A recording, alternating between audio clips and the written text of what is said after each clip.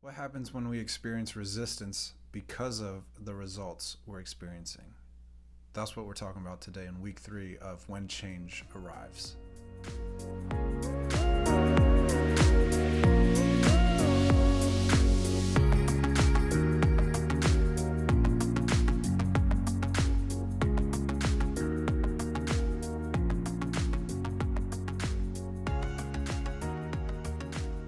So many times there are uh, good results that come from us persevering and getting through some resistance. Last week we talked about resistance before results, and we said that there's many times when you have to push through, you have to work through, you have to break through many different things that are trying to keep you from the results that you are looking for or wanting to achieve.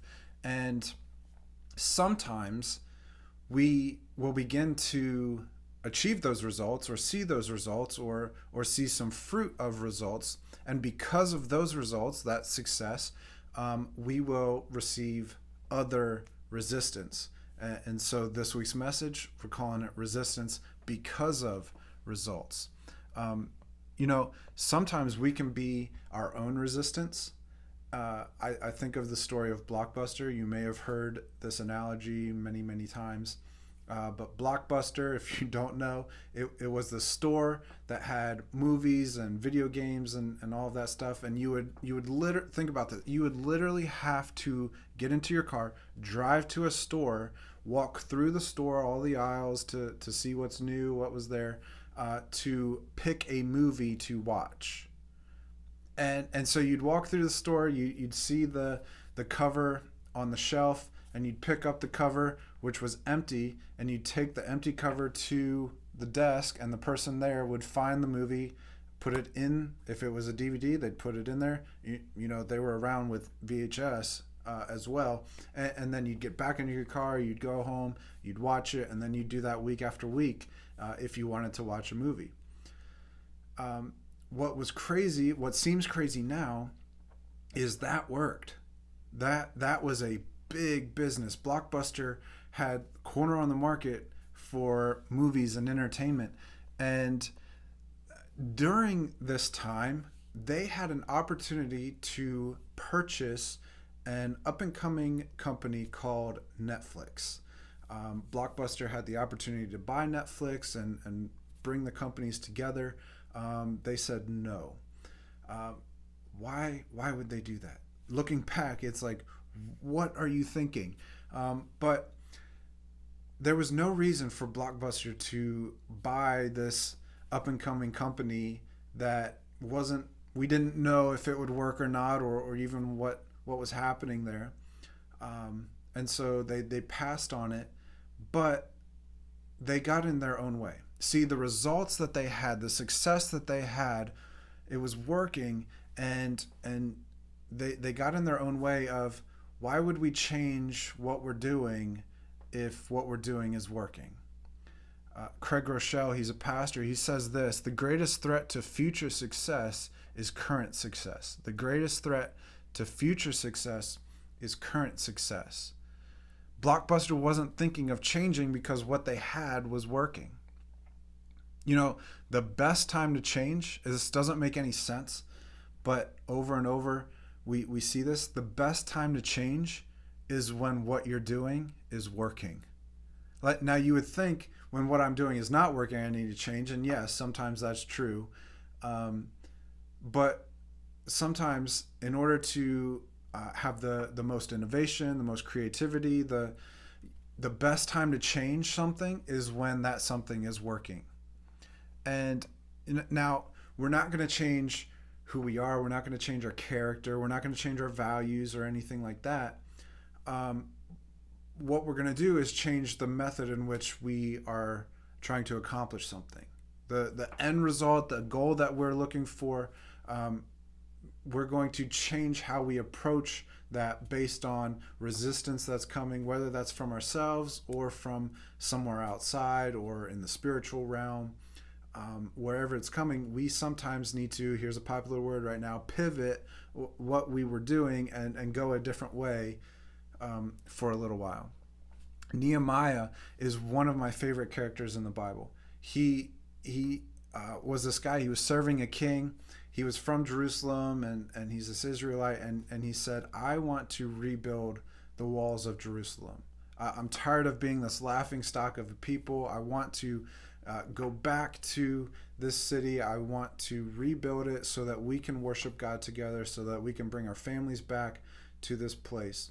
And spoiler alert, he rebuilds the wall in 52 days. But along the way, he encounters a lot of resistance. So last week we said, I have this goal. I want this result in my life. We can expect to walk through resistance before we receive that result. And he was doing that. But as he continued to succeed and get some results, more resistance would come. And so resistance is going to come because of the results that you are seeing in your life. And so in this story, Nehemiah and the boys, they're rebuilding this wall, and they're doing what it takes to secure the perimeter of the city, and they get to what the Bible says they get to about halfway up. So they have this wall, it's about halfway built, and the resistance, mainly two guys for Nehemiah, Sanballat and Tobiah, they say, wait a second, we were making fun of them earlier, but we need to change our approach in trying to stop them.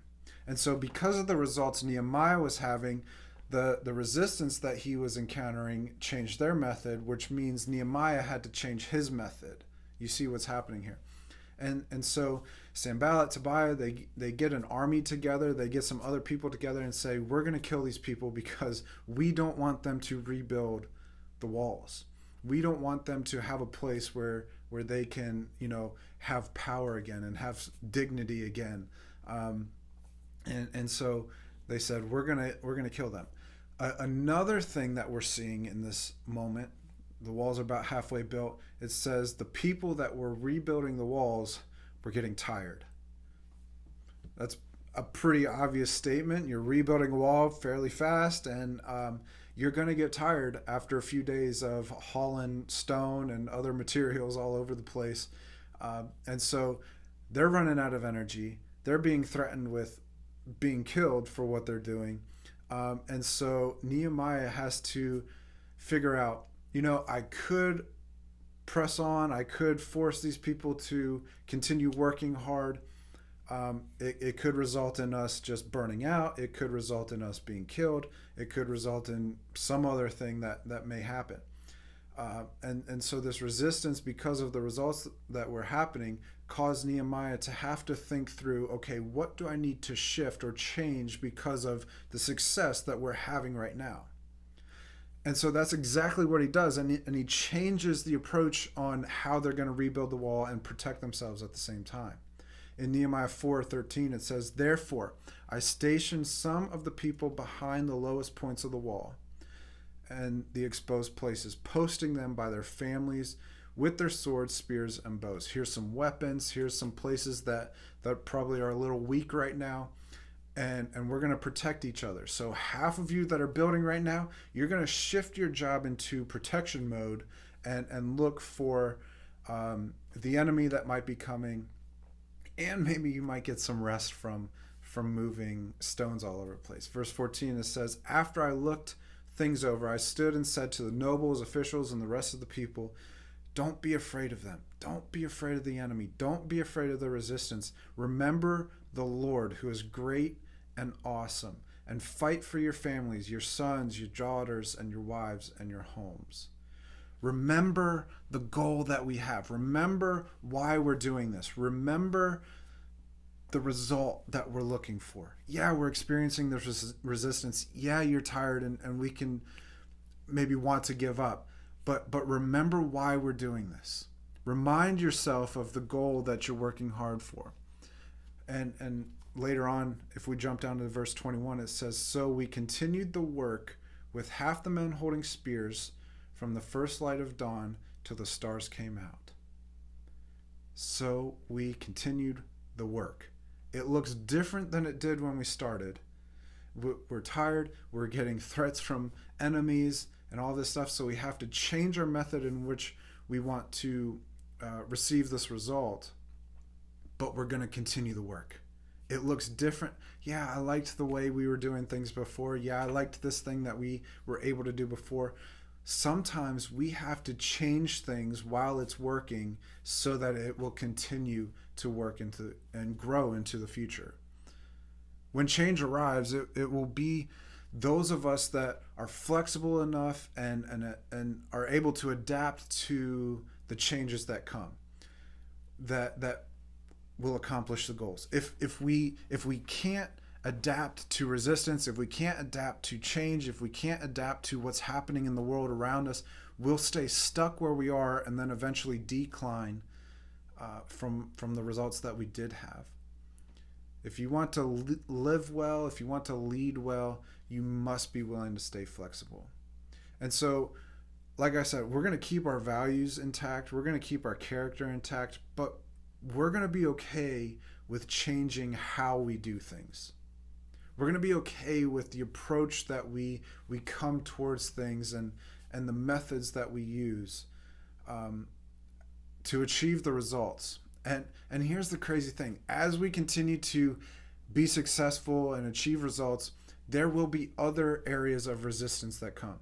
So as our level of results and success grows, the level of resistance is going to grow. We have to change that. We're going to change the resistance that comes. But as we continue to move forward and adapt, we will be successful in what we're doing. So Nehemiah, he continues to rebuild and work towards the result of a protected city, a walled city, and the resistance sees, well, they shifted their method.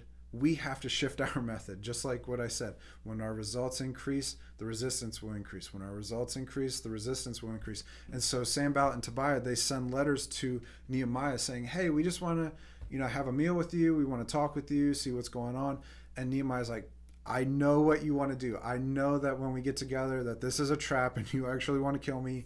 I'm not going to meet with you. And multiple times they send this message to Nehemiah, and eventually Nehemiah is just like, I'm going to ignore you. I don't have time for this. I'm focusing on the work that I'm doing, and I'm not going to shift from what it is that we're trying to accomplish here. So you can try to bring things to me. You can bring these threats to me, but I'm not going to fall for the trap that you're bringing. See, as we strive to become better and to achieve the different results that we're looking for, we're not going to be surprised by resistance. And we're not going to be surprised that when we achieve more results, that the level of resistance is just going to increase. Resistance is always going to come before our breakthrough. And when our breakthrough comes, we need to keep working to keep that breakthrough. And it's just something that we fight for over and over and over again. And through it all, it's worth it. The writer of Hebrews in chapter 12, verse 2, it says, consider him. He's talking about Jesus. He says, consider Jesus, who endured such opposition, who endured such resistance from sinful men, all the things that he went through, dying on the cross for us, so that you will not grow weary and lose heart. When you're going through resistance, when you're going through a tough time, think about what Jesus did for us. Think about the strength that he has, the strength that, because when you live in Jesus, when Jesus is living in you, when you have the Holy Spirit living in you, you have the same strength that Jesus had when he went through the resistance that he went through. And so as you strive to reach your goals and become more and more like him, remember the things that he went through. Remember when you achieve success, remember Jesus, and remember that resistance is going to come. I know this is so encouraging and rainbows and unicorns and all that stuff, but the better you get, the more resistance you're going to come to try to knock you down. And when we can expect the resistance to come, we're not going to live in fear of it, but we're just going to know, okay, this is probably going to come, and I'm going to be ready for it and not be surprised by it. So I'm going to change and adapt and be flexible to all of this that's happening. So remember Jesus so that we don't lose heart in what we're fighting for, so that we don't lose heart in achieving the goal, the end goal of eternity with him. If you've been living a life of becoming like Jesus every single day, you might be up against resistance right now. But guess what? That's okay. It's actually good, because it means you're moving up. You're succeeding. You're becoming stronger. And so we are achieving breakthrough. And like I said, we need to continue to work for that breakthrough and keep that breakthrough. If you've never given your life to Christ, if this is the first time that you're hearing about Jesus, that you maybe this is the first time it's making sense. Today you're saying, I was my own resistance. I was the one I was trying to do things on my own. I was trying to be my own God. I was trying to take matters into my own hands. Today you're saying, I'm giving everything I have. I'm trading everything I am for everything that he is. And I don't care what your past looks like. It doesn't matter what things might be on your resume of your past life, because the future for you looks so bright. A future with Jesus living inside of you is so bright. Now, it's not rainbows and unicorns. It probably will get harder.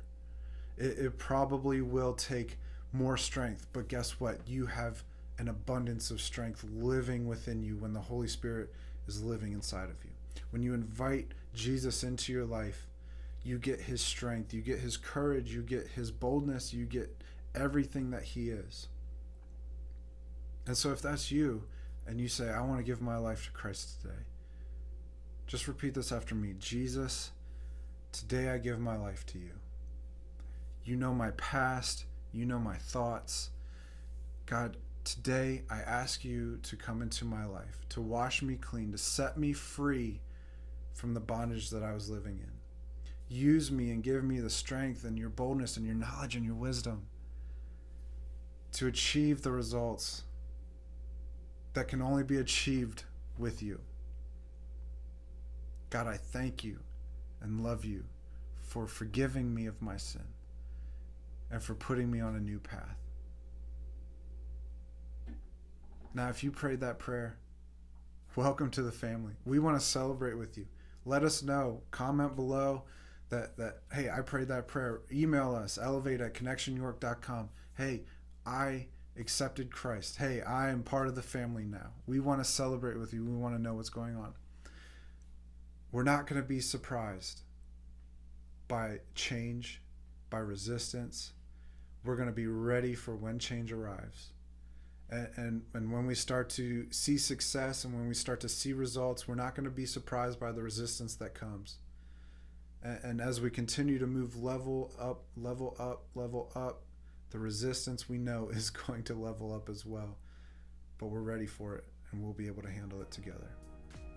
Have a great week. We love you. We're excited to see you. Let us know what's going on in your life. Thank you for joining us for Elevate's weekly message. We're praying that this empowers you to seek his kingdom first. Stay tuned on Instagram, Facebook, and YouTube for more content coming daily.